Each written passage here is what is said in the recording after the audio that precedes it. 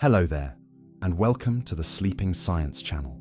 Tonight we'll drift through the quiet architecture of the universe, a place where light moves slower and time forgets to hurry. We are setting a course for the grandest presence in our celestial neighborhood, a world so vast it serves as a gentle anchor for everything that surrounds it. Here, amid the silent ballet of gravity and gas, we will find that power is not always loud, and that the greatest storms can create the most enduring peace. It is a journey into the heart of a giant, where the chaos of creation has settled into a rhythmic, protective slumber. Perhaps the day has been full of noise, filled with the demands of small and rapid things that ask for your attention. That is the nature of the waking world, a place of friction and swift movement. But here, in this space we have created, none of those demands can reach you. You are free to unburden yourself of the ticking clock and the shifting schedules, leaving them on the distant shore of yesterday. There is nothing you need to solve right now, no questions you need to answer, and no destination you need to rush toward.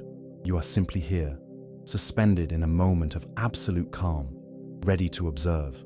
Let your shoulders rest. Let gravity hold you. Feel the surface beneath you rising up to support the weight of your body, accepting you completely without asking for any effort in return. Allow your breath to find its own natural tide, moving in and out like a slow wave lapping against a quiet beach. There is a heaviness in your limbs that feels good, a grounding sensation that tells your mind it is safe to let go of its vigilance. You are secure here, wrapped in the comfort of stillness, preparing to travel with your mind's eye to a place of immense, silent wonder. Tonight, we'll drift through the quiet laws of Jupiter.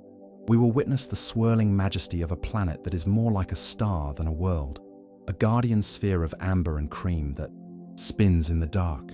We will watch the slow, heavy dance of its moons and feel the protective embrace of its colossal gravity.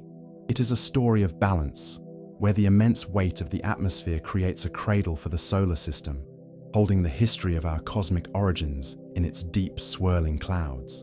And silence follows. If this calm space brings you peace, consider sharing it. It helps other wandering minds find their way here too. It is a simple act, like lighting a candle in a vast room, allowing the quiet glow to spread further to those who might need a moment of rest. We travel together in this reverence for the universe, a collective of quiet observers looking upward into the dark. Your presence here adds to the weight of our shared tranquility, grounding this journey in a human connection that spans the distance between stars. Now, let's begin. Imagine you are lifting gently away from the surface of the Earth, rising through the cool, damp air of the lower atmosphere. The lights of the cities below blur into soft, glowing constellations, mirroring the stars that wait above. You pass through the veil of clouds, leaving behind the weather and the wind, entering the pristine clarity of the upper sky. The blue fades into a deep, velvety indigo, and then into the absolute, perfect black of space. Here, the air does not rush. It simply vanishes, replaced by a silence so profound, it feels like a soft blanket wrapped around your senses. You are drifting now in the great, open expanse of the solar system, a silent voyager, moving without effort through the vacuum. There is no friction here to slow you down, only the smooth, frictionless glide of pure momentum. The sun is a brilliant, steady lantern far behind you, casting long, parallel rays of light that illuminate the dust motes dancing in the void. You feel light, unburdened by the pull of the ground, floating in a sea of stars that do not twinkle, but burn with a steady, watchful gaze. Ahead of you, a point of light begins to distinguish itself from the background of the cosmos. It is brighter than the others, steady and cream-colored, radiating a soft warmth that travels across millions of miles to reach you. This is our destination, the King of Planets, the ancient architect that has silently watched over the solar system for billions of years. As you drift closer, the point of light resolves into a disk, a perfect circle of painted clouds hanging suspended in the dark. The orbit holds. It is immense. As you draw nearer, the scale of Jupiter begins to wash over you, a realization of magnitude that feels both humbling and comforting. This is not merely a planet, it is a failed star, a gathering of hydrogen and helium, that grew so large it almost ignited into a second sun. It sits on the boundary between the solid worlds of rock and the burning spheres of plasma, a massive, silent middle ground. You can feel the gravity of it even from here, a gentle, unseen hand that guides your path, welcoming you into its sphere of influence. There is no solid ground here, no rocky surface to stand upon, only layers of gas that deepen and thicken into an endless ocean of atmosphere. You are approaching a world made entirely of sky, a planet where the clouds do not float above the land, but become the land itself. The concept of surface dissolves here, replaced by a smooth, continuous transition from the vacuum of space to the swirling mists of the upper atmosphere. It is a world of fluids and currents, a masterpiece of hydrodynamics painted on a canvas 40,000 miles wide. You see the colors now, distinctive and rich, separated into horizontal bands that wrap around the planet like ribbons of silk. There are zones of pale, creamy white, where the gases are rising, cooling, and condensing into fresh clouds. Between them are belts of deep, burnt orange and rusty brown, where the atmosphere is sinking back down into the warmth of the interior. These bands do not mix. Chaotically, they flow side by side in a stable, eternal parallel, driven by winds that have blown in the same direction since the birth of the planets.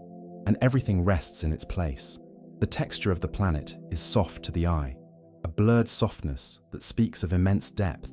The colors are not painted on a hard shell, but are suspended in a thick, gaseous medium, giving the sphere a translucent, glowing quality.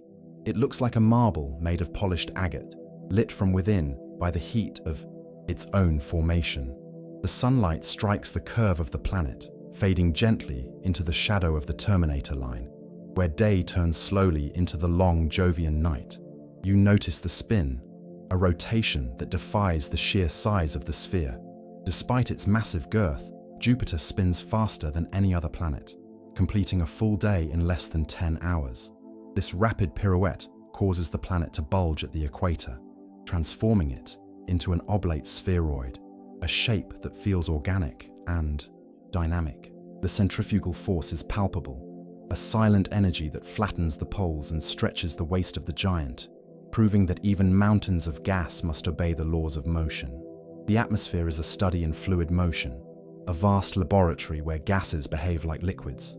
You can see the edges of the bands interacting, creating eddies and swirls that look like cream stirred into coffee.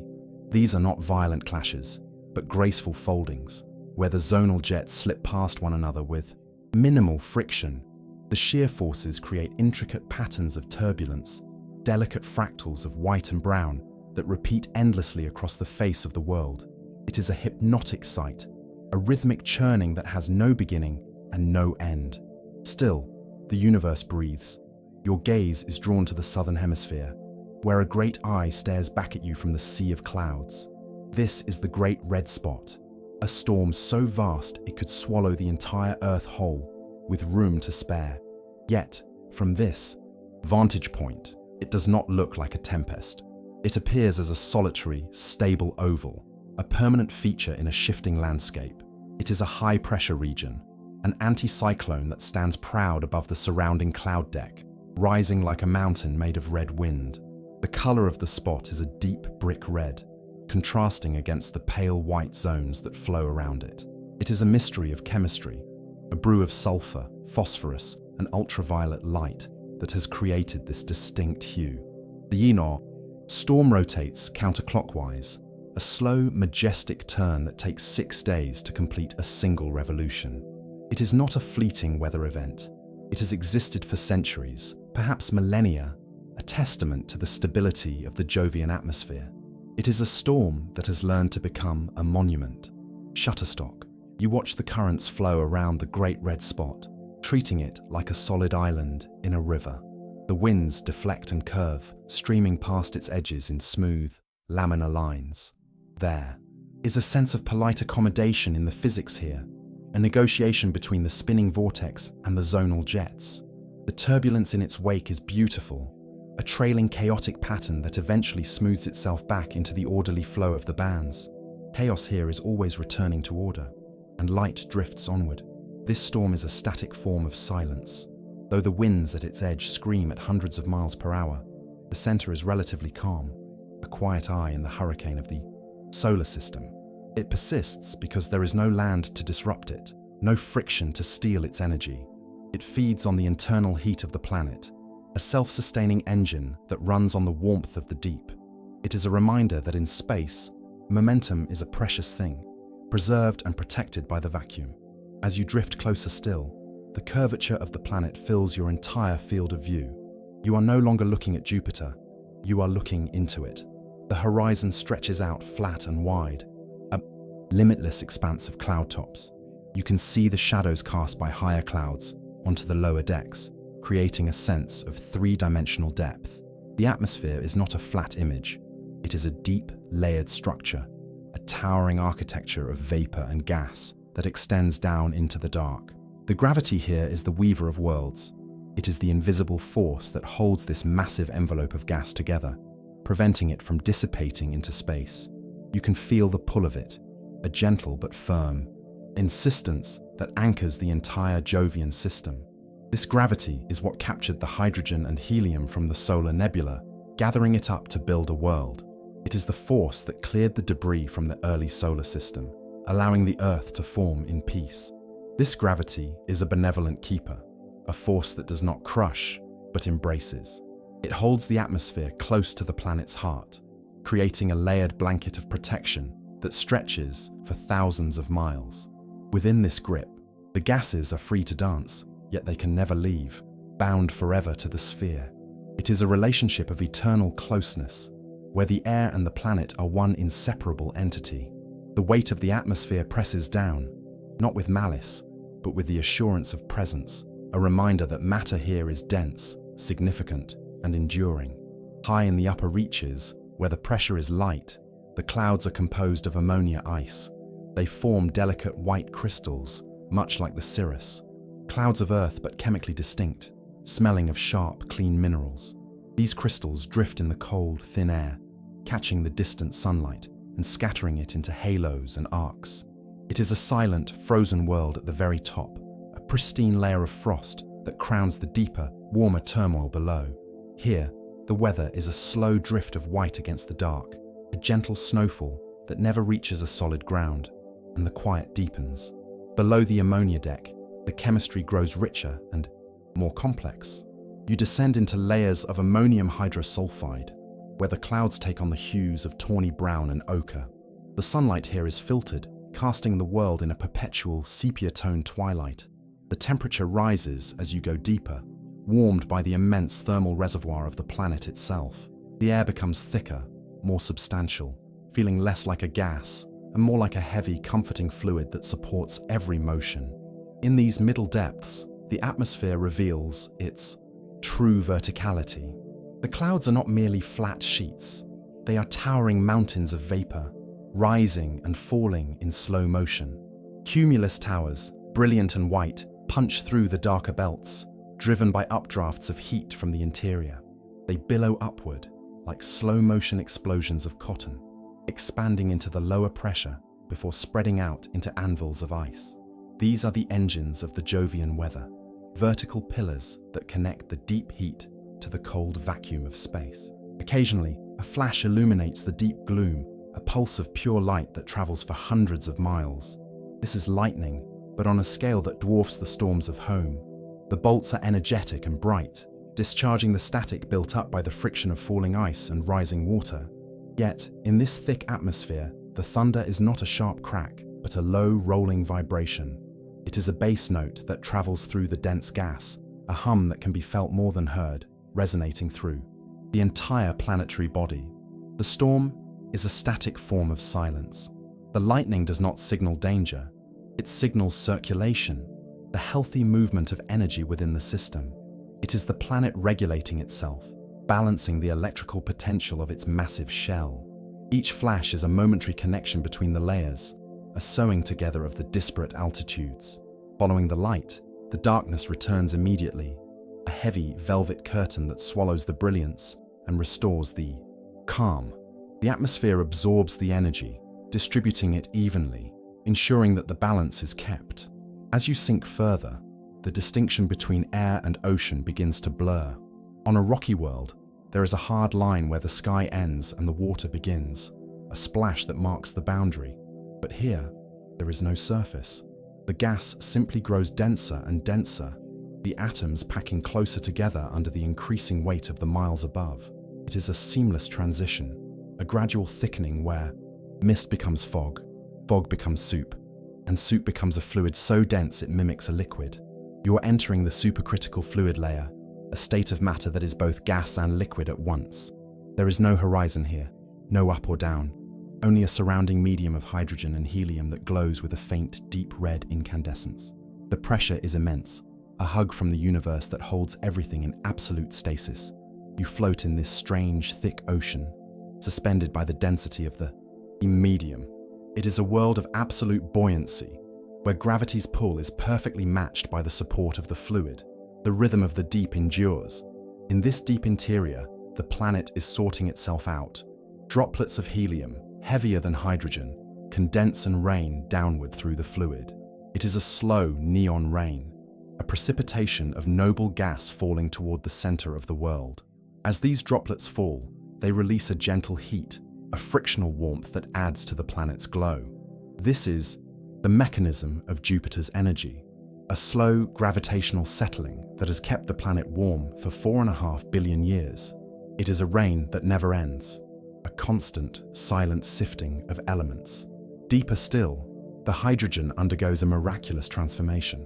Under pressures that defy imagination, the electrons are squeezed off the hydrogen atoms, allowing them to flow freely. The fluid becomes metallic. It is no longer a gas or a simple liquid. It is a sea of liquid metal hydrogen, a substance that exists only here in the crushed hearts of giants. It behaves like mercury, dense and conductive, swirling in slow, convective currents that span thousands of miles. This metallic ocean is the source of the planet's true power. As the liquid metal churns and rotates with the spin of the planet, it generates a colossal magnetic field.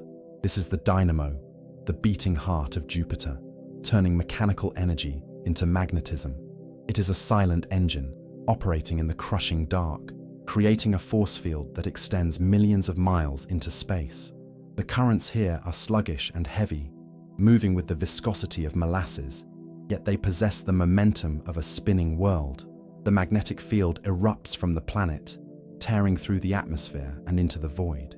It is invisible to the eye, but to the senses of the universe, it is a blindingly bright structure. It forms a bubble around the planet, a magnetosphere that is the largest structure in the solar system. If you could see it from Earth, it would appear larger than the full moon in our sky. It is a shield, a deflector, a vast umbrella that catches the solar wind and guides it away from the moons, and everything softens. At the poles, this magnetic force manifests as light. The field lines funnel charged particles down toward the atmosphere, where they crash into the gas and glow. These are the aurorae of Jupiter, permanent halos of electric blue and ultraviolet that crown the planet's north and south. Unlike the fleeting northern lights of Earth, these never fade. They are fueled by the rotation of the planet itself and the volcanic breath of its moons. They burn with a steady, quiet intensity, a lighthouse beacon circling the dark pole. The aurora sing. As the particles spiral down the magnetic field lines, they emit radio waves, a complex, rhythmic chorus that broadcasts across the galaxy. It is the voice of Jupiter, a low-frequency hum that rises and falls with the rotation of the system. It is a song of static and whistles, a celestial melody that tells the story of the interaction between the solar wind and the planetary shield.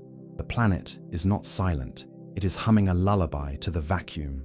Far below this light show, the core of the planet waits. It is a mystery, a dense concentration of heavy elements, rock, iron, and ice, gathered at the very center. It is the seed from which the giant grew, the original protoplanet that pulled in the gas from the nebula. It is hot, perhaps hotter than the surface of the sun, yet it is solid or molten, compressed by the weight of the entire world resting upon it. It is the anchor of the anchor, the central point around which all this majesty revolves. Rising back up through the layers, through the metallic ocean, the helium rain, and the towering clouds, you emerge once more into the silence of space. The planet spins beneath you, a sphere of perfect, fluid geometry. You can see the flattening of the poles again, the physical evidence of its rapid rotation. It is a world that is comfortable in its own motion, a giant that dances with the grace of a ballerina. The centrifugal force balances the gravity, a dynamic equilibrium that holds the shape of the world in place. And still it turns. The atmosphere at the equator moves faster than the atmosphere at the poles, a phenomenon known as differential rotation. The planet does not spin as a solid block, it flows. The bands slide past each other, disconnected, yet synchronized. This fluidity allows the weather to persist for centuries, creating stable patterns that outlive generations of observers. The great red spot, the white ovals, the brown barges, they are all drifting in this river of wind, carried along by the momentum of the spin. Surrounding this magnificent sphere is a family of worlds, a collection of moons that transform Jupiter from a planet into a miniature solar system. There are dozens of them, from tiny captured asteroids to massive, spherical worlds that rival the planets themselves. They orbit in the equatorial plane, a flat disk of satellites that obey the strict laws of Keplerian motion. They are the children of the giant, held in place by the same gravity that crushes the core. The nearest of these are the Galilean moons, 4 distinct worlds discovered by the first telescope turned toward the sky. They are not merely rocks, they are complex geologic entities, each with a unique personality and history. They formed from the leftover dust and gas that swirled around Jupiter during its birth, condensing out of the disk like planets forming around a star. They are a testament to the generative power of the giant, a proof that creation repeats itself on every scale. Gravity is the invisible weaver of worlds. It threads the moons together in a delicate resonance, a gravitational dance where the orbital periods lock into perfect mathematical ratios. But every time the outer moon orbits once, the next one orbits twice, and the inner one orbits 4 times. It is a clockwork rhythm, a celestial harmony that keeps the system stable. The moons tug on each other, exchanging energy and momentum, maintaining the spacing of their paths through the void. We turn our attention now to the innermost of these great moons, a world of fire and sulfur known as Io. It orbits dangerously close to the giant, skimming the upper edges of the magnetic field. It is a tormented world, caught in a gravitational tug-of-war between Jupiter and the other moons. The immense gravity of the planet stretches and squeezes the moon, flexing its solid rock crust by hundreds of feet every few days. This friction creates heat, a tidal warmth that melts the interior of the moon.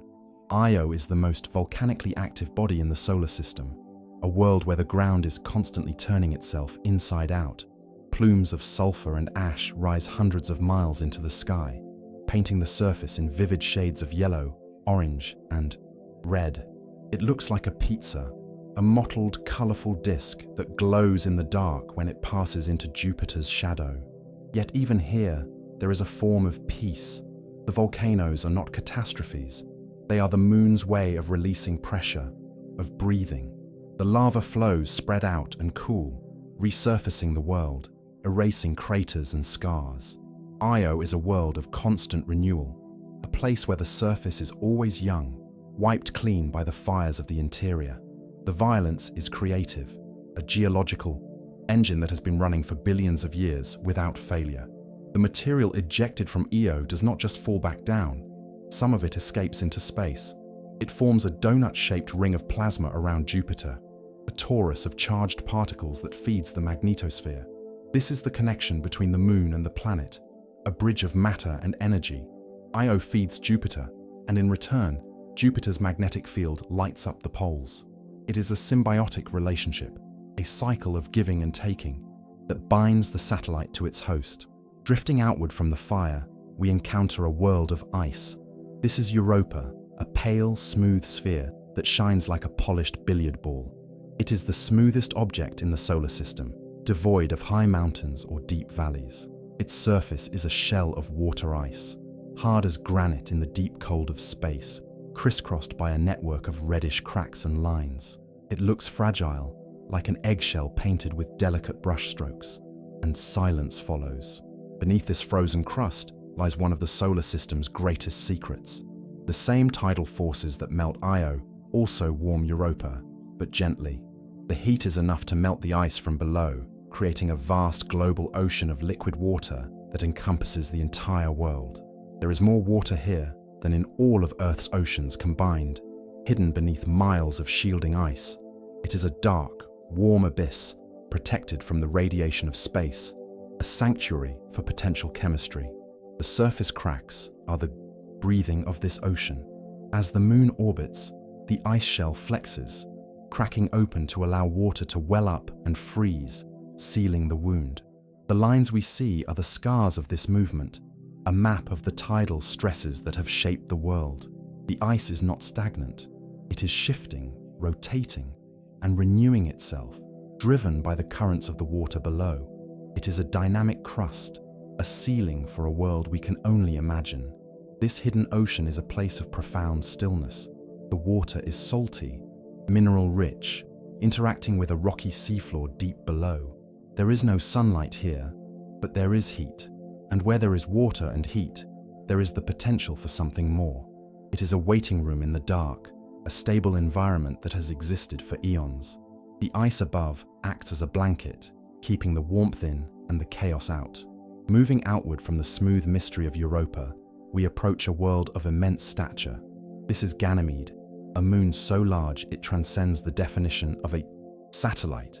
If it circled the sun on its own, it would be counted among the planets. Larger even than Mercury, it is a mix of two terrains, a patchwork of dark, ancient regions and lighter, younger grooves. It tells a story of a world that has reshaped itself over time, cracking and shifting its icy skin to create vast ribbons of geological history. Ganymede stands alone among moons, possessing a secret power usually reserved for planets. It generates its own magnetic field, a small, protective bubble nested within the colossal magnetosphere of Jupiter. It is a shield within a shield, a tiny island of magnetic calm fighting against the current of the giant. This interaction creates a unique aurora, a faint dancing light that hugs the moon's poles, a private display for a world of ice. It hums with a quiet independence, asserting its presence in the shadow of the king. The surface here is a library of time. The dark regions are billions of years old, covered in the dust of the cosmos, preserving the record of the early solar system. The lighter regions are younger, where tectonic forces have torn the crust apart and filled it with fresh ice. It is a balanced world, holding both the memory of the beginning and the evidence of change. Standing here, you would feel the crunch of hard, dirty ice beneath your feet, looking up at a sky dominated by the striped curve of Jupiter, and light drifts onward. The gravity on Ganymede is comforting, substantial enough to feel grounded, yet light enough to feel free. It is a world of silent grandeur, where the ridges of ice rise miles into the black sky. There is no wind to erode them, only the slow bombardment of micrometeoroids that softens their edges over eons. The landscape is frozen in a sharp, crystalline beauty, a sculpture of water that has turned to stone. It is a monument to the permanence of cold. Farther still, we reach the edge of the main system, arriving at Callisto. This is the oldest landscape in the solar system, a world that has not changed its face in 4 billion years. It is a dark, battered sphere, pockmarked with more craters than any other object we know. Every impact, every collision from the chaotic days of formation is recorded here, overlapping and layering until the surface is nothing but a texture of circles. It is the silent witness, the historian that remembers everything. Callisto does not participate in the orbital resonance of the inner 3 moons. It moves alone, a solitary wanderer, at the edge of the giant's influence. Because it is far from Jupiter, it is not heated by tidal forces. It is cold through and through, a geologically dead world that rests in deep hibernation. There are no volcanoes here, no shifting plates, only the stillness of a finished object. It is a place of profound peace, where the land has settled into its final form. The most striking feature here is Valhalla, a massive impact structure that looks like a ripple frozen in time. A great object struck the moon eons ago, and the ice rippled outward in concentric rings, stretching for thousands of miles. It does not look violent now. It looks like a fossilized splash, a beautiful, geometric reminder of the fluid nature of ice on such grand scales. It is a scar that has become a work of art, a pattern of rings that defines the face of the moon, the orbit holds. Here, at the edge of the great system, the silence is absolute. Jupiter is smaller in the sky, a distinct bright ball rather than an overwhelming wall of cloud. The sun is a piercing point of light, providing just enough illumination to cast long, sharp shadows across the crater rims. Callisto is the anchor of the outer boundary, the quiet sentinel that marks the transition from the chaotic inner system to the empty void beyond. It is the end of the main sequence, a final note of stability. Between these great moons and the planet itself, there is a veil of dust. We often think of rings as the property of Saturn, but Jupiter wears a crown of its own. It is a faint, gossamer ring system, invisible from Earth, composed of dark, microscopic particles. These are not grand boulders of ice, but smoke-like grains, kicked up by meteors striking the small inner moons. They drift in a tenuous sheet, a delicate halo that circles the equator of the giant. This ring is a river of dust, flowing in silence. It is ephemeral, constantly replenishing itself as old dust spirals into the planet and new dust is created. It captures the light when the sun is behind the planet, glowing with a faint, ethereal presence. It is a structure made of almost nothing, a whisper of matter that outlines the gravitational waste of the world. It reminds us that gravity can hold even the smallest speck of sand in a perfect, eternal circle. We pull back now, widening our view to encompass the entire system. We see the planet, the rings, and the moons moving together, a clockwork mechanism of celestial precision. It is a miniature solar system, a model of the greater galaxy. The complexity of the motion is staggering, yet it resolves into a simple, unified image. Everything is falling, yet everything is held up by momentum. It is a balance of forces that results in a picture of stillness, and everything rests in its place. Jupiter does not just rule this local space, it protects the wider neighborhood. Its massive gravity acts as a shield for the inner solar system, including our own Earth. For billions of years, it has attracted comets and asteroids, pulling them into its deep gravity well and swallowing them whole. It is the vacuum cleaner of the solar system, clearing the darkness of debris that might otherwise threaten the small, rocky worlds closer to the sun. This role of the guardian is silent and constant. The planet accepts the scars so that others do not have to. When a comet strays too close, Jupiter's gravity tears it apart, stringing the pieces out like pearls before they plunge into the atmosphere. The clouds swallow the impact, leaving dark bruises that fade over weeks, absorbed by the healing winds. The giant takes the blow, and the system continues. It is a form of altruism written in physics. But Jupiter also acts as a shepherd. In the early days, its gravity helped to arrange the orbits of the other planets, nudging them into their stable paths. It sculpted the asteroid belt, preventing a planet from forming there, keeping the rocks as a scattered ring. It defines the architecture of our home, a silent foreman that laid the foundations of the solar system. We exist in the safety of the house that Jupiter helped to build. The current flows without effort. There is a concept in orbital mechanics called the Roche limit, the distance within which a celestial body, held together only by its own gravity, will disintegrate due to a second celestial body's tidal forces. Jupiter exists as the master of this limit. It walks the line between creating and destroying. It holds the moons, just far enough away to nurture them, yet close enough to warm them. It is a delicate embrace, a proof that power can be tuned to support life rather than crush it. Let us return our focus to the atmosphere, to the boundary where the planet meets space. We drift over the poles, looking down at the hexagonal storms that sometimes form there. The geometry of the gas is precise, driven by the physics of fluids on a rotating sphere. These are not chaotic swirls. They are organized patterns, stable, polygons of wind that have spun for decades. It creates a sense of wonder, seeing mathematics drawn so clearly in the clouds. The colors at the poles are softer, more pastel, grays, blues, and muted greens. The harsh bands of the equator give way to a mottled, impressionistic painting. The light here is oblique, skimming across the cloud tops, highlighting the texture of the storms. It is a twilight realm, where the sun never rises high, a place of eternal dusk. The cold is intense, but the internal heat of the planet keeps the atmosphere alive and moving.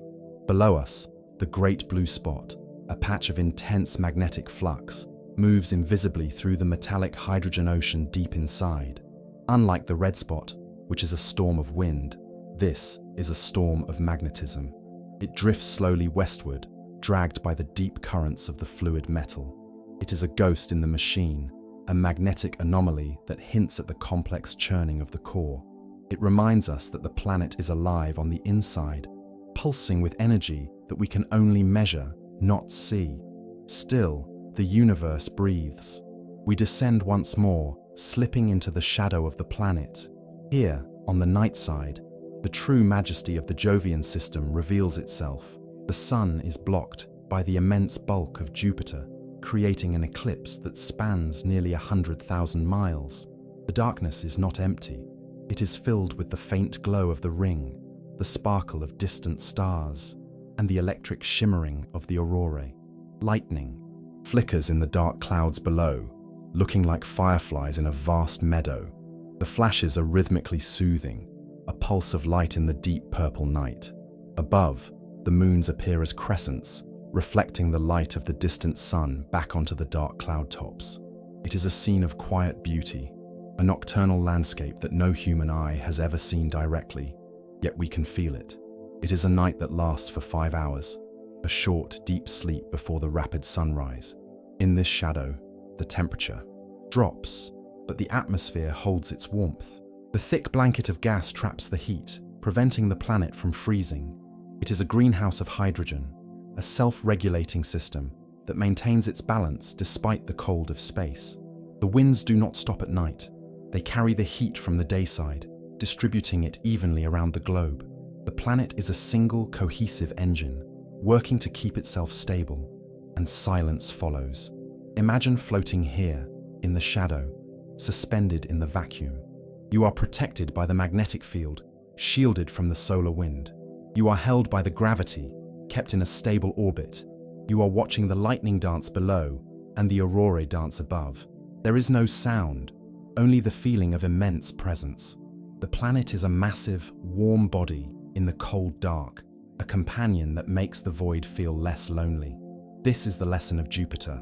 That size is not about dominance, but about capacity. It has the capacity to hold, to heat, to protect, and to endure. It does not strive to be a star. It is content to be the greatest of planets. It has found its place in the order of things, neither burning out like a sun nor freezing solid like a rock. It exists in the middle, in the balance, in the flow. As the edge of the planet begins to brighten, signaling the return of the sun, we see the thin blue line of the atmosphere illuminated from behind. It is a delicate halo, a razor-thin layer that separates the clouds from the nothingness. It glows, with a scattered blue light, the same physics that paints our own sky. For a moment it looks familiar, a reminder that despite the alien scale, the laws of nature are the same everywhere. The sun rises quickly here. Because the planet spins so fast, the dawn is not a leisurely event, but a swift transition, a curtain of light sweeping across thousands of miles in minutes. You watch the colors re-emerge from the gray of the night, saturating instantly into the familiar ochre and cream. The warmth hits the upper cloud decks, waking the chemistry of the atmosphere, causing the crystals of ammonia to sublime and reform. It is a daily renewal of the face of the giant, a fresh start that happens twice as often as it does on our own slow world. As the light returns, the distinct nature of the bands becomes clear again. These are not merely colored stripes. They are geological strata made of wind. On Earth, layers of history are preserved in rock, buried beneath the ground. Here, the history is horizontal, laid out in the open for the universe to see. Each band represents a different latitude, a different speed, and a different chemical composition.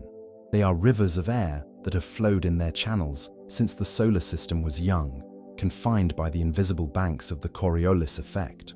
The winds in these bands move in opposite directions, a phenomenon known as zonal flow. One band rushes east at hundreds of miles an hour. Its neighbor rushes west. Where they meet, the air is sheared and twisted, creating the intricate eddies that look like paisley patterns. Yet, despite this constant friction, the bands do not dissolve. They are maintained by the deep heat of the planet, powered by the energy rising from the core. It is a system of opposing forces that creates a perfect, stable equilibrium. The current flows without effort. There is a profound lesson in this lack of friction. On a rocky world, storms eventually die because they scrape against mountains and forests, losing their energy to the rough ground. But here, there is no land to steal the momentum. A storm formed today could persist for centuries, drifting like a ghost ship on a bottomless ocean. This is why the Great Red Spot endures. It has nothing to collide with, no shore to crash against. It is a creature of pure fluid dynamics, living in a world that offers no resistance to its existence. South of the equator, you notice a series of bright white ovals, strung out in a line like a necklace of pearls. These are storms too, smaller than the Great Spot, but still large enough to encompass continents. They are regions of powerful upwelling, where moist air rises rapidly, cools, and forms fresh white clouds. They look pristine, clean, and orderly, a stark contrast to the turbulent, darker belts that surround them. They are the string of pearls, a recurring motif of beauty in the southern sky. Between the orderly bands, there are chaotic regions, areas where the flow breaks down into folded filaments. These are the turbulent wake regions, where the atmosphere looks like mixed paint. The gases here are pulled into long, thin streamers, stretched out by the wind until they are wisps of color. It is a mesmerizing sight, a visual representation of diffusion. You can see the mixing happening in real time, the slow blending of ingredients in this cosmic recipe, and the quiet holds. You become aware of the sheer weight of the atmosphere above the core. We often think of gas as light and airy, but when gathered in these quantities, it is heavy. The pressure at the depths of Jupiter is a physical force, a crushing hug that holds the planet together. This pressure is what keeps the core hot. It is a blanket that traps the primordial heat. It is a reminder that even the lightest elements, when unified, can possess the strength of steel. This immense mass does something else. It shrinks. Jupiter is slowly contracting, shrinking by a fraction of an inch every year. As it compresses, it releases gravitational energy, converting the fall of matter into heat. This is the Kelvin-Helmholtz mechanism, the engine that makes the planet radiate more energy than it receives from the sun. The giant is not passive, it is active, generating its own warmth, acting like a dim, cooling ember in the cold of space. And silence follows. Closer to the planet, inside the orbit of the great moons, there are tiny hidden worlds. These are the inner shepherds, moons like Metis and Adrastea, small and irregular rocks that orbit within the ring system. They are the caretakers of the dust. Their gravity keeps the ring particles in line, nudging strays back into the flock or swallowing them up. They are the reason the rings have sharp edges, defining the boundaries of the dust with their silent, orbital presence. These small moons move incredibly fast, circling the planet in less time than it takes for the planet to rotate. They are in a constant state of falling, skimming. The cloud tops, living on the razor's edge of the Roche limit. If they were any closer, the gravity of Jupiter would tear them apart, turning them into rings themselves. But they hold together, small knots of matter defying the giant, existing in the narrow zone of safety. Jupiter's influence extends far beyond its visible body. It possesses a gravitational reach called the Hill sphere, a vast region of space where its pull dominates that of the Sun. This sphere is millions of miles wide, kingdom where Jupiter is the undisputed ruler. Any object that enters this space belongs to the giant, forced to bend its path to the will of the planet. It is a personal territory in the open commons of the solar system. There is a balance point, a center of gravity between the Sun and Jupiter, known as the barycenter. Because Jupiter is so massive, this point actually lies just outside the surface of the Sun. This means that Jupiter does not technically orbit the center of the Sun. The two bodies orbit a point in empty space between them. The giant is heavy enough to make the star wobble. It is a partnership of gravity, a waltz, where the small partner is strong enough to pull the lead. The orbit holds. This interaction is a silent conversation that has been going on since the birth of the system. The waltz creates a rhythm that resonates through the other planets, a subtle beat in the gravitational background. It is a stabilizing force, a heavy flywheel that keeps the solar system running smoothly. Without this counterweight, the arrangement of the planets might have been very different, perhaps far less hospitable to the small blue world we call home. Thinking of history, we realize that Jupiter is a time capsule. Because it is so large, its gravity prevented the gas from escaping during the formation of the solar system. The hydrogen and helium you see today are the original samples, the same material that formed the Sun. To look at Jupiter is to look at the primordial nebula, to see the ingredients of our origin frozen in time. It is a pristine sample of the universe as it was 4.5 billion years ago. The purity of this hydrogen is a rare thing. On Earth, hydrogen is bound up in water or organic molecules, always attached to something else. Here, it is free, existing in its elemental state. It is the simplest atom in the universe, one proton and one electron, yet it builds this complex, majestic structure. It teaches us that complexity does not require complicated parts, only a vast quantity of simple ones, arranged by gravity. Deep within the planet, there are global oscillations, sound waves that travel through the entire body of the world. Just as a bell rings when struck, Jupiter rings with the energy of its own turbulence. These waves travel down to the core and bounce back up, carrying information about the deep interior. If we could hear it, it would be a low, rhythmic thrumming, a heartbeat that takes hours to complete a single pulse. The planet is singing to itself in the dark, and light drifts onward. The magnetic field, that great invisible shield, is constantly interacting with the dust and particles of space. As it spins, it sweeps up material, accelerating it to near the speed of light. This creates a synchrotron radiation, a steady hiss of energy that surrounds the planet. It is a warning siren to any spacecraft that approaches, a signal of the raw power contained within the field. Yet from a distance, it is just another layer of the giant's aura, a cloak of energy wrapped around the clouds. Let us drift back to the Great Red Spot for a closer look. We hover directly above the eye of the storm. The red clouds here are higher than the white clouds around them, pushed upward by the pressure. The center is surprisingly quiet, a vast plateau of relatively calm air surrounded by a wall of screaming wind. It is a sanctuary in the middle of the chaos, a place where you could float in stillness while the world spun madly around you. Over the decades, observers have watched the spot consume smaller storms. When a white oval drifts too close, it is caught in the red vortex and pulled in. It does not destroy the spot, it feeds it. The smaller storm is absorbed, its energy added to the rotation of the great anticyclone. It is a form of celestial cannibalism, but one that feels like a merging, a unification of energy. The spot grows stronger, pulsing with the intake of new momentum. The color of the spot breathes too. Sometimes it is a deep, angry brick red. Other times it fades to a pale salmon, almost disappearing into the south equatorial belt. These changes are mysteries of the deep atmosphere, hints of shifting chemical upwellings. When it is red, it is sunburned, the chemicals reacting with the ultraviolet light of the sun. When it pales, it is sinking, covered by a haze of white ammonia. It is a mood ring of planetary proportions. Stillness travels through the water. This vertical structure, the spot rising high, the belts sinking low, gives the atmosphere a topography. If you could walk on the clouds, you would be climbing hills and descending into valleys. The Great Red Spot would be a highland plateau, a mesa of gas towering over the plains of the zones.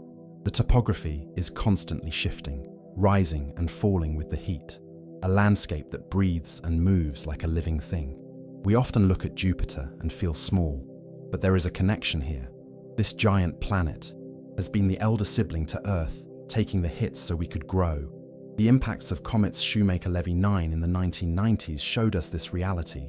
We watched as the comet fragments slammed into Jupiter, creating fireballs larger than the Earth. We saw the violence that the solar system is capable of, and we saw Jupiter absorb it all without flinching. Those scars, dark bruises on the face of the clouds, lasted for months. They were reminders of the energy involved, black smudges of carbon and debris. But slowly, the winds did their work. The zonal jets smeared the scars out, stretching them into thin lines, then dissipating them entirely. The atmosphere healed itself. The fluid system is resilient. It can take a wound and disperse it until no trace remains. It washes away the trauma with the gentle flow of the wind, and life adjusts once more. There is a comfort in this resilience. It suggests that stability is not about being rigid or hard, like a rock that can shatter. True. Stability is fluid. It yields. It absorbs. It flows around the obstacle, and then it returns to its shape. Jupiter survives because it is soft, because it moves. It teaches us that the best way to endure the impacts of existence is to be flexible, to allow the currents to carry the energy away. As we linger in this space, watching the eternal rotation, we feel a sense of home. Not that we could live here, the conditions are far too alien, but that this planet is part of the furniture of our home system. It is the heavy oak table in the center of the room, around which the smaller chairs of the inner planets are arranged. It gives the room its center, its sense of proportion. Without it, the solar system would feel empty, unbalanced, and fragile. The journey continues now, deeper into the subtle interactions of the moons. We have seen the fire of Io and the ice of Europa, but there is a rhythm to their meeting that is purely mathematical. Every time Io passes Europa, there is a gravitational tug. It is like a parent pushing a child on a swing. The timing is everything. This resonance keeps the orbits eccentric, preventing them from settling into perfect circles. It is a forced imperfection that generates the heat of life.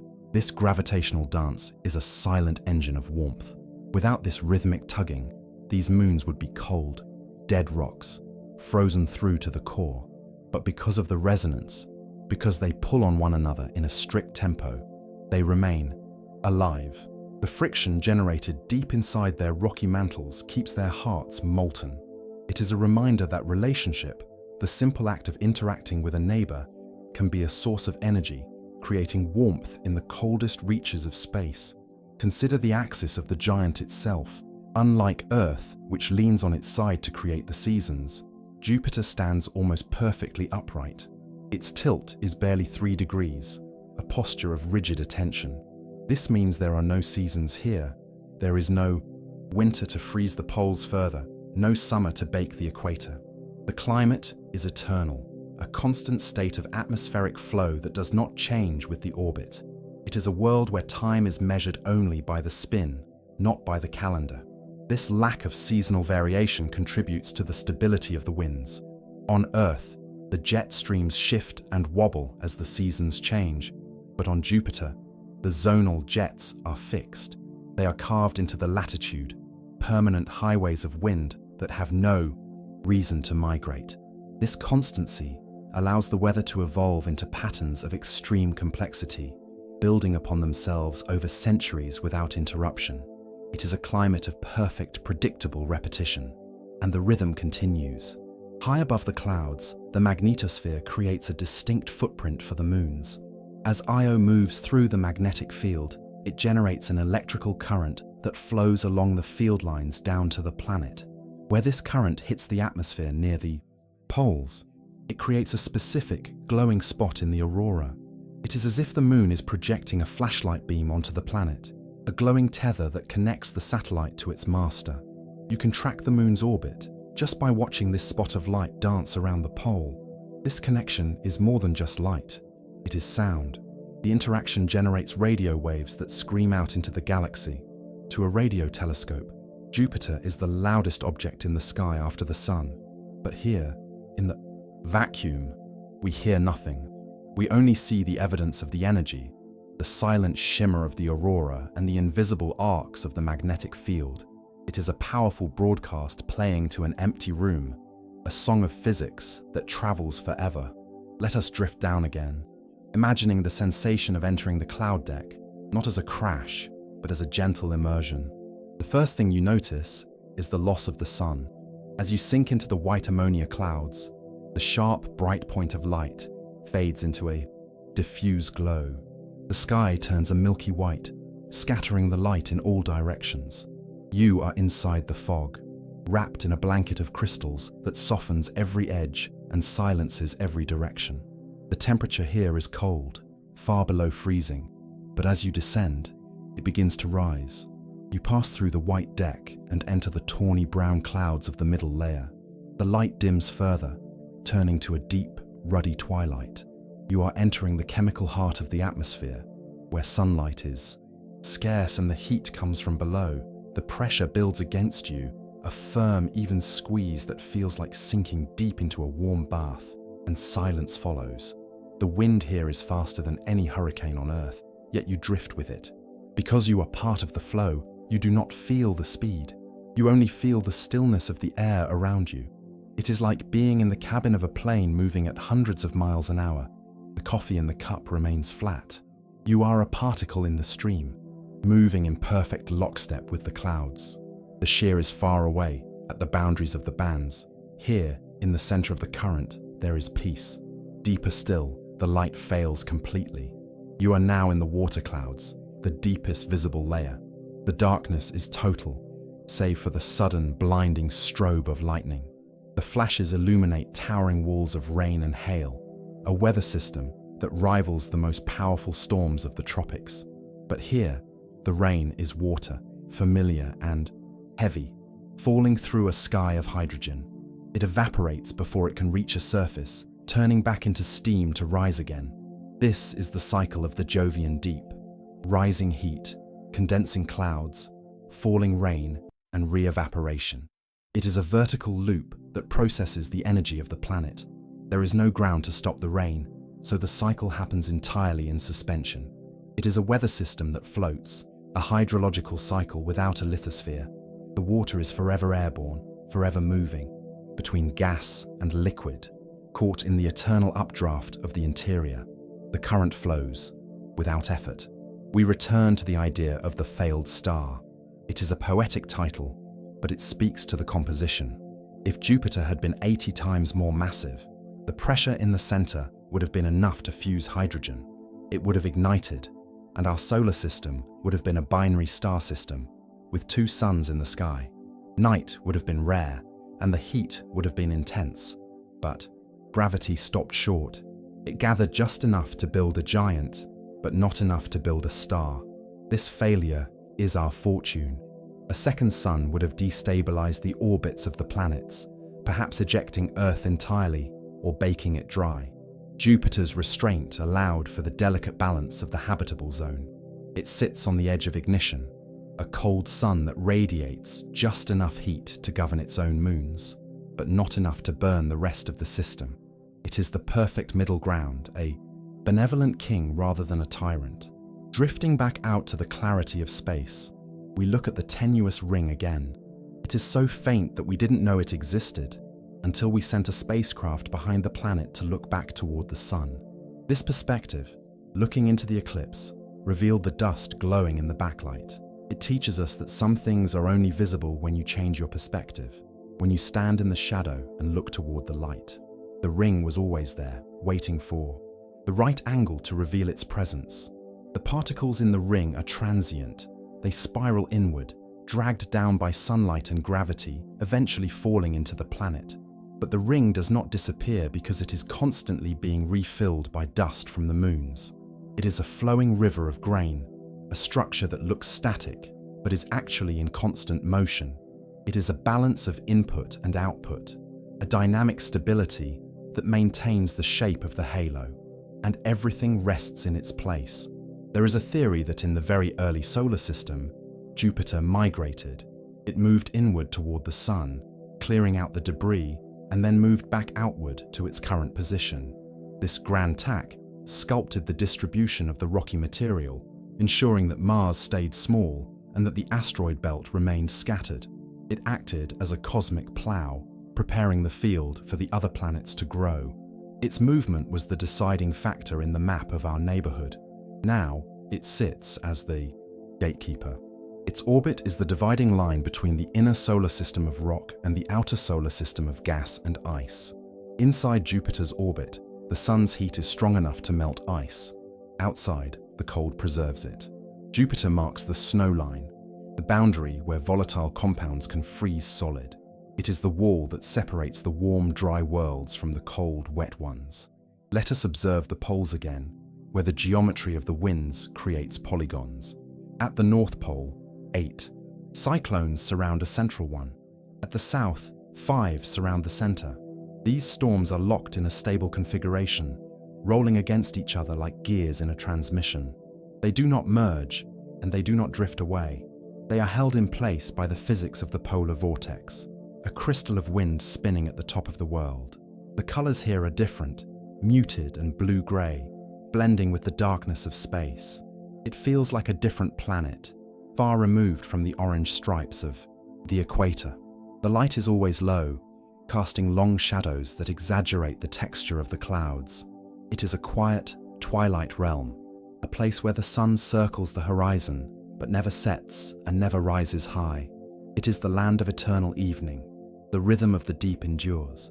We must appreciate the silence of the vacuum that surrounds this giant. The planet itself is a cacophony of wind and thunder, but space swallows it all. There is no medium to carry the sound. You could float inches above the cloud tops, watching the fiercest storm in the solar system, and hear absolutely nothing. The silence is a heavy, insulating layer that separates the violence of the atmosphere from the peace of the void. It is a mute button pressed on the greatest engine in the system. This silence allows us to focus on the visual motion. Without the distraction of noise, the movement of the clouds becomes a ballet. You watch the swirls unfurl, the bands slide, the storms rotate. It becomes a visual meditation, a study in flow. The brain relaxes, no longer bracing for the crash of thunder that never comes. The eyes take over, tracing the intricate fractal lines of the turbulence. Occasionally, a comet strikes the atmosphere. We see a flash, a brief burst of light that fades in seconds. The impact energy is immense, but the planet absorbs it with a shrug. The fireball expands, cools, and becomes a dark spot of soot. The winds immediately begin to dismantle the spot, pulling it into streamers, mixing the carbon into the hydrogen. The planet cleans itself. It does not hold on to the damage, it integrates it, and light drifts onward. This integration is a form of memory. The carbon from that comet is now part of the atmosphere, drifting in the bands, becoming part of the chemistry of the clouds. Jupiter is a museum of everything that has ever fallen into it. Every asteroid, every comet, every speck of dust is preserved in the mix. The atmosphere is a massive archive of the solar system's history, stirred but never lost. The moons, too, are marked by history. Callisto is a frozen record of the bombardment era. Ganymede shows the history of tectonic shifting. Europa hides its history under a moving shell. Io erases its history every day with lava. Together, they form a complete timeline, a set of books that tell the story of the past from 4 different perspectives. Jupiter holds the library together, binding the volumes with gravity. Let's focus on the color of the Great Red Spot again. It has persisted for so long that astronomers have tracked its changes by eye for centuries. It is a familiar face in the telescope, a friend that greets us across the vacuum. Its persistence gives us a sense of continuity. In a universe where things are constantly exploding, colliding, or fading, the spot remains. It is a symbol of endurance, a storm that refuses to die. Still, the universe breathes. Within the chaos of the zonal jets, there are smaller vortices, swirls that appear and disappear over days. These are the ephemeral thoughts of the planet, fleeting moments of turbulence that dissolve back into the flow. They remind us that not everything needs to last forever to be beautiful. The momentary swirl of white against brown is just as intricate as the great red spot, even if it only lasts a week. The sunlight that hits Jupiter is weak, only 4% of the intensity we feel on Earth. Yet, the planet makes the most of it. The clouds reflect the light brilliantly, shining with a high albedo. It captures every photon and sends it back to us, making it one of the brightest stars in our night sky. It is a beacon, a lighthouse that uses the sun's own light to announce its presence. As we near the end of this exploration, we feel the gravity not as a weight, but as an anchor. It is the force that keeps the solar system from flying apart. It is the force that holds the atmosphere to the planet. It is the force that keeps the moons in their dance. Gravity is the silent love of the universe, the attraction that binds matter together across the emptiness. This magnetic embrace creates a hidden landscape of energy surrounding the planet. If you could see the radiation belts with your eyes, they would look like massive glowing donuts encircling the equator, pulsating with trapped particles. These are the belts of high-energy electrons and ions, caught by the magnetic field and forced to shuttle back and forth between the poles. They are the invisible prisoners of the giant, moving at nearly the speed of light, held fast by the silent laws of electromagnetism. It is a hazardous ocean of radiation, yet it possesses a structured, geometric beauty, defined by the invisible lines of force. The movement of these particles creates a celestial chorus. As they spiral through the magnetic field, they emit radio waves that drift out into the cosmos. It is a song of whistles, hisses, and chirps, a complex symphony that changes with the rotation of the planet and the position of the moons. This is the decametric radiation, a voice so strong it was one of the first things we detected from Jupiter. It reminds us that the universe is not truly silent. It is filled with the electromagnetic hum of planets talking to the void, and silence follows. We have learned recently that the winds we see on the surface are not merely skin deep. For a long time, we wondered if the stripes were just a surface weather phenomenon, like a thin coat of paint. But now we know that the roots of these winds go deep, extending nearly 2,000 miles down into the dark. The Great Red Spot is not a shallow storm. It is a towering cylinder of wind that cuts deep into the planet's flesh. These storms are massive, three-dimensional structures that churn the atmosphere far below the visible deck. At these depths, the pressure is immense, and the gas begins to behave differently. The distinction between the zonal jets, the east-west winds, blurs as the atmosphere transitions into the conductive fluid below. The weather on the surface is tethered to the deep interior, driven by the magnetic braking of the metallic ocean. It is a connected system, where the spin of the core dictates the flow of the clouds. The surface beauty is the direct result of the deep, hidden power. This deep atmosphere is a place of transition.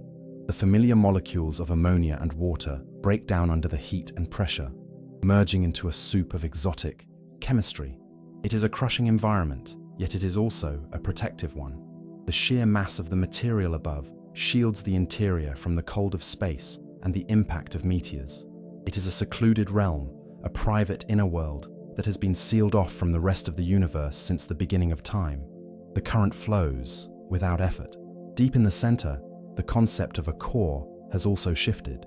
We used to imagine a solid ball of rock and ice, distinct from the gas around it, like a pit in a peach. But the reality is softer and more fluid.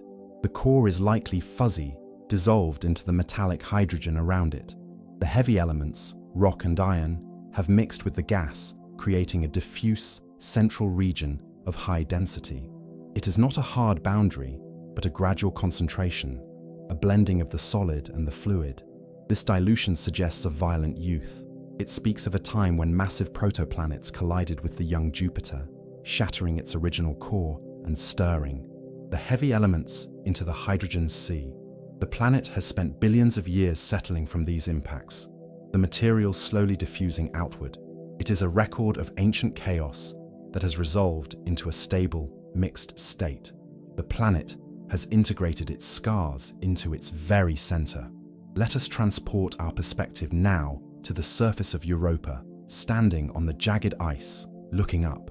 The view is dominated by the king. Jupiter hangs in the sky, a colossal striped ball that never rises and never sets. Locked in place by the tidal locking of the moon, it occupies a huge portion of the heavens, its bands visible to the naked eye, its storms churning in real time. It is a constant, watchful presence, a ceiling of amber clouds that replaces the stars. Shutterstock. The light on the ice is dim but beautiful. It is Jove light, the reflection of the sun off Jupiter's clouds, illuminating the frozen landscape with a soft cream-colored glow. The shadows on the ice are sharp, but the light is warm in tone, softened by the colors of the planet. It is a night that is never truly dark, a landscape bathed in the reflected glory of the giant. You feel the presence of the planet not just as a sight, but as a weight, a gravitational tide that pulls gently on the ground beneath your boots, and everything rests in its place. Every few days, the other moons drift past. Io appears as a pizza-colored disk, moving swiftly, perhaps showing a volcanic plume on its rim. Ganymede passes. Further out, a grey, cratered sphere. The sky is a clockwork mechanism, a display of orbital precision. From here, the abstract laws of physics become visible reality. You are standing inside the machine, watching the gears turn with silent, majestic slowness. It is a vantage point of absolute wonder. Far out in the darkness, where the solar wind meets the magnetic field, there is a boundary called the bow shock. This is where the supersonic stream of particles from the sun hits the magnetic bubble of Jupiter and slows down. It creates a sonic boom in the plasma, a stationary wave that stands upstream of the planet. It is like the wake of a ship moving through water, parting the solar sea. Behind the planet, the magnetosphere stretches out into a long tail, extending all the way to the orbit of Saturn. If our eyes could see magnetic fields, Jupiter would look like a comet, with a head millions of miles wide and a tail spanning hundreds of millions of miles. It is the largest structure in the solar system, a vast, invisible kite flying in the solar wind. It connects the two giants, Jupiter and Saturn, with a stream of silent energy. Still, the universe breathes. This magnetic tail is not empty. It is filled with the plasma from Io. The sulfur and oxygen ions travel down this tail, escaping the system entirely. It is a slow leak, a breathing out of material into the interstellar medium. Jupiter is not just a collector, it is a distributor, sending processed matter back out into the galaxy. It contributes to the chemical richness of the space around it, leaving a trail of elements in its wake. We return to the visual texture of the clouds, specifically the brown barges. These are cyclonic storms, deep holes in the cloud deck where we can look further down. Unlike the white high-pressure zones, these are low-pressure regions, often dark brown or cigar-shaped. They are the clearings in the mist, windows into the deeper, warmer layers.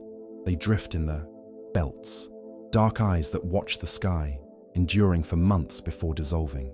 The interplay of colors, the white, the red, the brown, is a result of altitude. The white clouds are high and cold, made of ammonia. The brown clouds are lower and warmer, made of sulfur compounds. The red is the mystery, perhaps phosphorus or organics, cooked by the sun.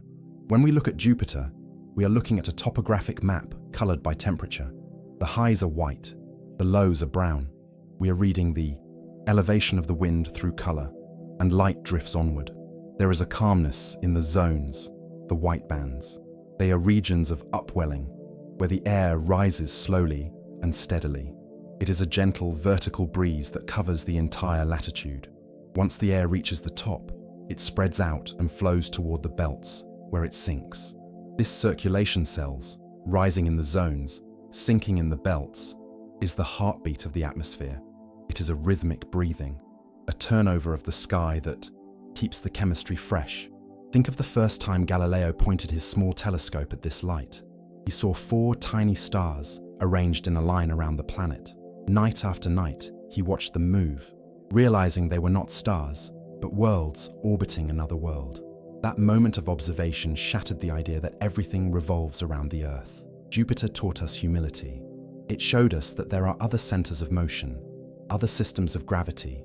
It expanded our mind simply by being there. We are still watching, centuries later. We have sent metal emissaries to circle the planet, to dive into its atmosphere, to listen to its radio song. Each observation deepens our respect. We find that the more we look, the more order we find. The chaos resolves into patterns. The storms resolve into cycles. The planet is not a mess of gas. It is a highly organized, sophisticated system of fluid dynamics. It is a masterpiece of physics. And the quiet holds. Consider the Trojan asteroids. These are two large groups of rocks that share Jupiter's orbit, traveling 60 degrees ahead and 60 degrees behind the planet. They are trapped in the Lagrange points, gravitational pockets where the pull of the Sun and Jupiter balance perfectly. They have been there for billions of years, herded by the giant's gravity. They are the silent entourage, the camp followers of the king. These asteroids are fossils, remnants of the building blocks that formed the outer planets. Jupiter has kept them safe, locked in a stable freeze. They do not collide, they do not drift away. They simply hang there, suspended in the gravitational net. It is another example of Jupiter's role as the preserver. It keeps the history of the solar system tucked away in its pockets, safe for future discovery. This herding effect protects the inner solar system as well. By keeping these thousands of rocks trapped in its orbit, Jupiter prevents them from wandering inward to cross the path of Earth. It is a passive defense, a result of sheer mass. The giant cleans the road, holding the debris to the side so the smaller cars can pass safely. We live in the clear lane provided by its gravity. The rhythm of the deep endures. The stability of these Lagrange points is a marvel of celestial mechanics. It is a place where gravity creates a hill in space, and the asteroids sit on top of the hill, balanced. If they nudge a little, the Coriolis force pushes them back. It is a self-correcting stability, a dynamic trap that requires no energy to maintain. The universe provides the pocket, and Jupiter provides the wall. As we drift near the end of this batch of thoughts, we feel the immense timeline of this world. Jupiter does not measure time in days or years, but in eons. The storms we see are fleeting ripples to the planet, but lifetimes to us. The red spot has watched the rise and fall of civilizations on Earth. It is a timekeeper that moves at a different speed, a slow, heavy pendulum, swinging in the dark. We feel a sense of safety knowing it is there. It is the big brother of the planetary family, the heavy anchor that keeps the system from drifting. Its mass defines the orbital plane. Its gravity defines the spacing. It is the reference point for everything else. In the vast, shifting ocean of space, Jupiter is the island that does not move. This stillness we perceive from a distance is a trick of scale. If we were to stand at the equator, the planet would seem to span the entire universe, a wall of clouds filling every degree of vision. But from here, floating in the quiet middle distance, it is contained. It is a sphere that can be covered by a thumb held at arm's length. It teaches us that perspective is everything. What is overwhelming up close becomes beautiful when we step back. The chaos of the storm becomes the color of the marble. We think of the planet as a solitary object, but it is never truly alone. It is accompanied by the Galilean dance, the perpetual motion of the four great moons. They cross the face of the giant, casting small, round shadows that race across the cloud tops. These solar eclipses happen almost daily, darkened patches that travel over the storms. It is a world of constant transits, where the sky is always busy with the traffic of worlds, and silence follows. The interaction between the moons and the magnetosphere is constant. As Ganymede orbits, it plows through the plasma, creating a wake that disturbs the particles. It is like a boat moving through a phosphorescent sea, leaving a trail of glowing disturbance. The entire system is connected by invisible wires of electromagnetism. A twitch in the magnetic field at the pole is felt by the moon thousands of miles away. It is a nervous system of energy that binds the family together. Let us consider the color of the poles again. The blue hue of the North Pole is distinct, a cooler, deeper tone than the rest of the planet. It suggests a depth, a sinking into the shadows. The geometric storms there, the octagon of cyclones, rotate with a synchronization that feels engineered. They are cogwheels made of wind, turning against each other without grinding. It is the ultimate efficiency of fluid motion, a perpetual motion machine fueled by the heat of the deep. The current flows without effort. There is a gentleness to the way the planet holds its atmosphere. Despite the violence of the winds, the atmosphere does not leak away. The gravity is so strong that it traps even the lightest gases, hydrogen and helium, which would escape from a smaller world like Earth. Jupiter is a hoarder of elements, keeping a tight grip on its inventory. It preserves the ancient recipe of the solar nebula, refusing to let it go. This preservation means that the water on Jupiter, the oxygen bound to the hydrogen, is ancient water. It is the same vintage as the water in our oceans, formed in the cold dark before the sun fully ignited. To look at the clouds of Jupiter is to look at the siblings of our own seas. We are made of the same star stuff, separated only by orbit and temperature. There is a kinship in the chemistry.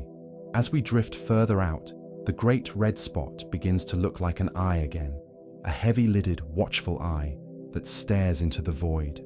It does not blink. It watches the passing of the centuries with a stoic indifference. It has seen the solar system settle. It has seen the bombardment of the early eons end. It is the eye of a survivor, a witness to the violent history that paved the way for our quiet present. And everything softens. The rings, too, have a rhythm. Though they are faint, they ripple. Impacts from small meteors send waves through the dust, corrugations that spiral out like grooves on a vinyl record. These waves tell us that the rings are sensitive, reacting to the smallest touch. They are the seismographs of the system, recording the passage of debris in their delicate structure. Nothing here is static.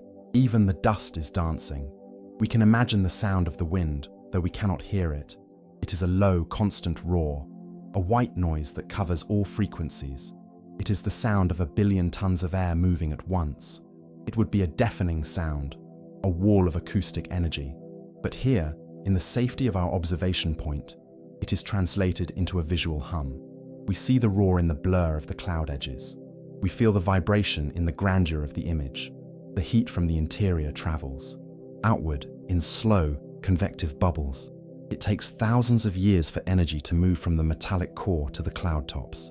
The warmth you see on the surface today is the ghost of heat generated millennia ago. It is a slow exhaling of energy, a breath that takes an age to release. The planet is cooling, but on a timescale that makes a human life look like a flicker. Still, the universe breathes. We often fear the dark, but here, the dark is the canvas. The blackness of space frames the jewel. Without the empty void, the colors of Jupiter would not sing. The contrast is what creates the beauty.